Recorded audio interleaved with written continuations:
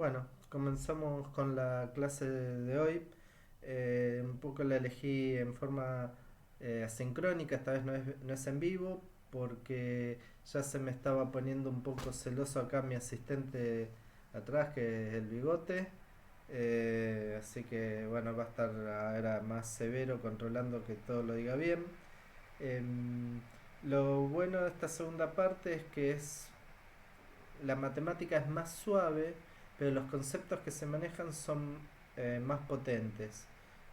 Con lo cual, me parece que el tránsito en la virtualidad les va a gustar más de esta segunda parte que lo que vinimos haciendo, que era un poco más tortuoso. Eh, el tema de hoy es trabajo. A mí me gusta este tema porque es una cosa que surgió más que nada de la ingeniería civil. Fue un tema que se trasladó después a la física y lo tomó la matemática y terminó con connotaciones filosóficas. Hay otros temas que vienen más vinculados con la física, la matemática, astronomía y dan vueltas entre ellos, pero este fue un tema que tuvo una cuestión eminentemente práctica, pero con un trasfondo importante. Eh, para que se den un poco de idea, yo siempre sitúo el origen de estos conceptos. Vienen de la época de la Segunda Revolución Industrial Inglesa, que la idea era empezaron a usar máquinas para empezar a sustituir en parte la labor humana.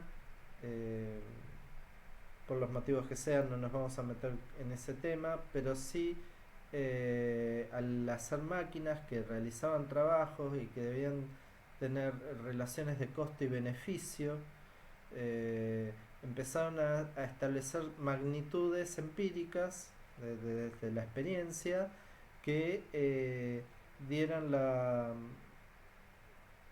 la posibilidad de potencialidad de esa máquina. Y esto era dado una fuerza F, eh, qué desplazamiento me podía generar esa fuerza. Ese producto entre la fuerza y el desplazamiento iba a ser el trabajo. Pero no cualquiera, tiene que ser una fuerza paralela al desplazamiento que yo quiera. Y una manera después de modelizarla un poco más formalmente es como esta, donde se escribe que el trabajo L por labor o por laboro. eh, Después la T la dejamos porque ya la usamos para muchas cosas.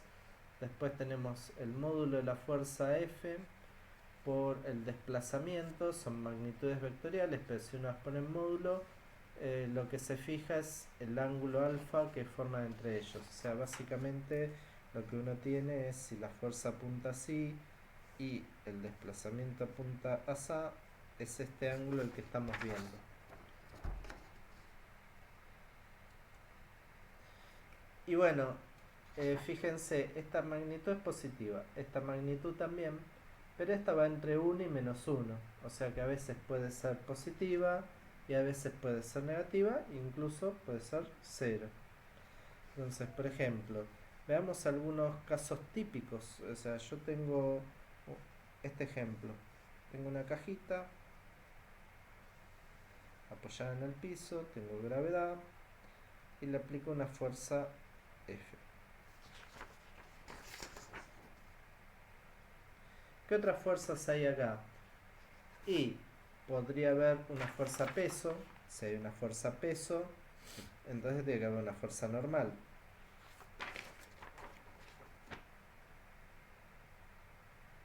Ahora, la pregunta es, ¿esto para dónde se desplaza? Bueno, supongamos que se desplaza para la derecha a lo largo de la línea. Bueno, entonces, si hay una fuerza y hay un desplazamiento, vamos a poner así, supongamos que se desplazó para acá, así. Bueno, quiere decir que hubo un trabajo. ¿Quiénes trabajaron? Bueno, tenemos tres fuerzas, peso normal y F. Vamos por partes. Miremos la fuerza F. La fuerza F se mueve para allá. Voy a poner el desplazamiento con una flechita así. Noten que las dos flechas son horizontales. Si las dos flechas son horizontales, el ángulo entre la fuerza F y el desplazamiento es cero. Sí, pues son paralelas, son las dos igualitas.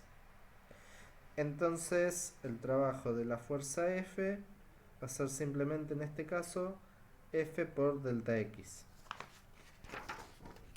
Y bueno, después para los ejercicios F será, no sé, 80 newtons, delta X será 3 metros, bueno, 80 por 3 da 240 newton por metro. Ahora después hablamos de las unidades. Veamos qué pasa con la fuerza peso. La fuerza peso en este caso, bueno, va a ser el peso por el desplazamiento por el coseno del ángulo entre la fuerza peso y el desplazamiento. Pero el peso apunta para abajo. El desplazamiento apunta para la izquierda, ¿no? Como teníamos acá en el dibujito.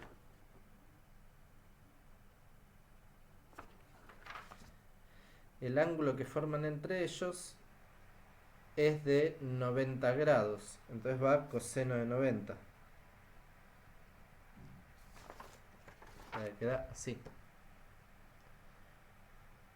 Bueno, depende cómo elijan. Puede ser coseno de 90 o coseno de menos 90. Es lo mismo para este caso. Ahora lo vamos a ver enseguida también con la... supongamos que es 90. Bueno, pero el coseno de 90 es 0. Entonces la fuerza peso acá no realizó trabajo. ¿Qué pasa con la normal? La normal puede ser la fuerza de peso o no, ya lo hemos visto montones de veces cuando tenemos planos inclinados y eso, ¿no? Es la normal por el desplazamiento.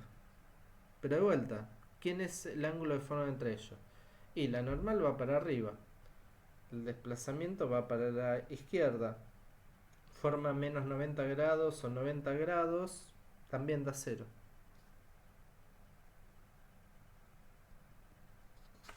Entonces ya tenemos resuelto nuestro primer ejemplo. ¿Y el trabajo total qué sería? Y la suma de los tres. Básicamente es eso. El trabajo total es la suma de fuerza-peso, el trabajo de fuerza normal y el trabajo de fuerza F. Que en este caso va a ser F por delta X.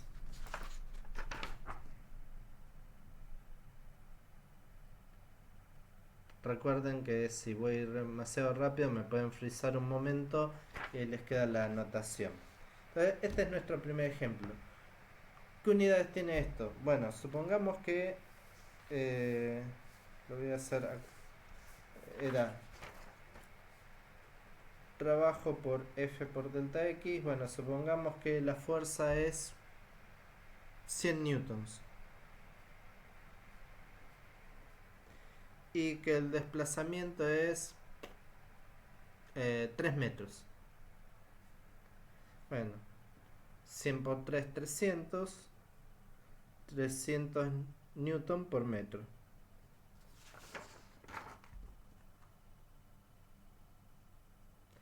Y esto no es otra cosa que joules. Se define así. ¿Por qué? Pues Joule fue uno de los primeros que estudió este tema, entonces definimos Joule como newton por metro. Entonces el trabajo en este caso va a ser 300 joules.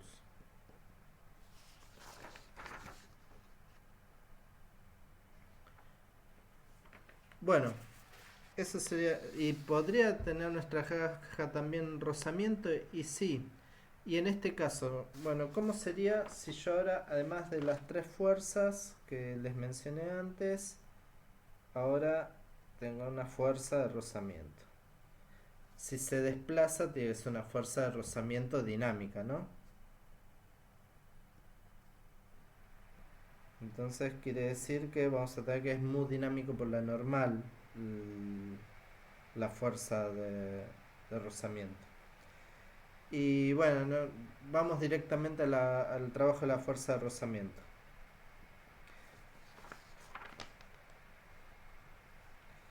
Por supuesto, la fuerza F tuvo que ser más grande para que se desplace para allá delta X. Entonces tenemos delta x para acá, la fuerza de rozamiento para el otro lado. ¿Qué ángulo forma la fuerza de rozamiento? Va para allá y el desplazamiento para el otro lado. Esto me forma un ángulo de 180 grados.